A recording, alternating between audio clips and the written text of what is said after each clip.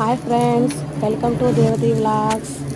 ఈరోజు Sri Lakshmi Narasimha tiffin centre Badvel road జీవి సత్రంలో కాజు అండ్ గీ దోశ వేస్తున్నారు నరసింహ గారు. కస్టమర్ అడుగుతా అంటే దోశ వేసి కారం పోసి జీడిపప్పు నెయ్యిలో బాగా వేయించేసి వాటి మీద జల్లేస్తున్నారు. చూస్తుంటేనే చాలా టెంప్టింగ్గా ఉందండి. నెయ్యి మళ్ళా చుట్టూరు తిప్పుతూ ఉన్నారు దోశ మీద అటు ఇటు వేసి. క్యారెట్, ఆనియను, కొరియాండర్ అన్నీ తురుముకొని వేసినారండి దోశలో. చూస్తుంటే చాలా టెంప్టింగ్గా ఉంది,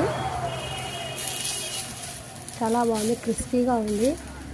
చూడండి, దోశ మడిసిన తర్వాత కూడా అటుపక్క ఇటుపక్క నెయ్యి వేసి కాల్చుతున్నారండి dosa.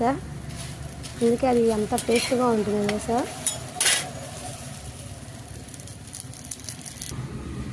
Wow, so beautiful, so tempting, so super.